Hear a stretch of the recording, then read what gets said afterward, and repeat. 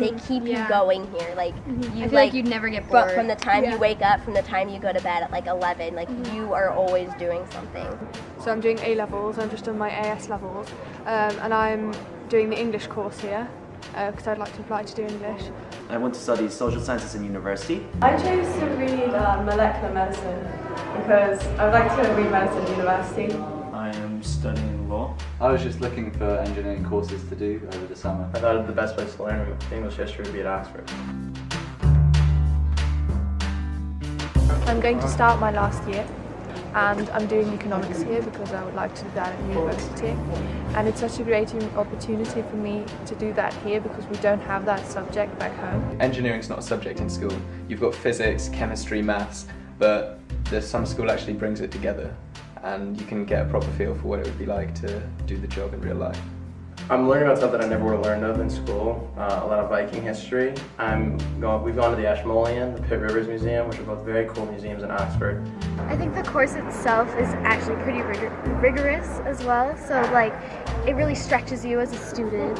Well, it's quite different because the classes are really small. It's only 4 people, 5 people at most, talking to one teacher, and it makes learning so much easier.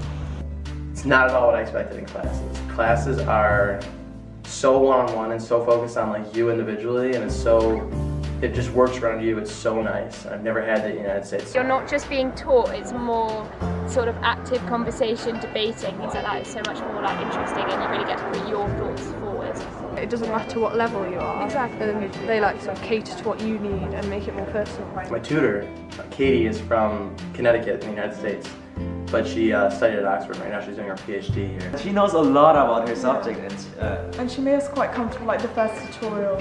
you do not feel awkward at all during the tutorials. So I did my undergraduate degree in Glasgow University in molecular genetics, and then I've now come to Oxford to do my DPhil in chromosome and developmental biology. So the course that I've designed is based on a module that I did as a first year undergraduate, but with a bit more explanation and a bit more guidance in understanding some of the key ideas that I would have covered as a first year. So something I've always been very interested in is actually teaching and communicating ideas. I often find actually that when you explain a concept to somebody else, that's when you really understand it yourself. Usually we have something in the afternoon, it changes every day.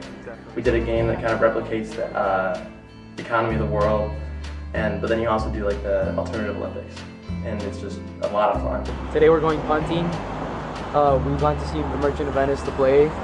We've seen movies, we've done Olympics. I've really enjoyed the debating workshop. So keep on having these debates to and fro. So you know, the government ministers, opposition. I've never really done debating before, and I think apart from learning how to debate in an actual debate setting, it's really helpful for talking in general. For example, like in an interview or just any time in like normal life. I had never been punting before, which was a really great experience, especially because it's one of those things that's like traditional Oxford, so it really felt like you were getting a taste for the school and the life here. I think some of the workshops on personal statements and interviews have been really useful, and you don't get that kind of thing at school. I was very nervous at first because I was a bit unsure, like would I get on with a lot of people, but I've managed to talk to quite a few mates and friends. We're all so close, but we live in like different corners of the world. People from all over America. And then there's someone from Ireland and France, Spain, Switzerland, Sweden, Malaysia, Egypt, Germany, myself from Korea. Russia. just name a place and there's someone there. Like it's so, everybody's from everywhere. It's great to build relationships with other people, looking in with the same interests and the same sort of aspirations as us.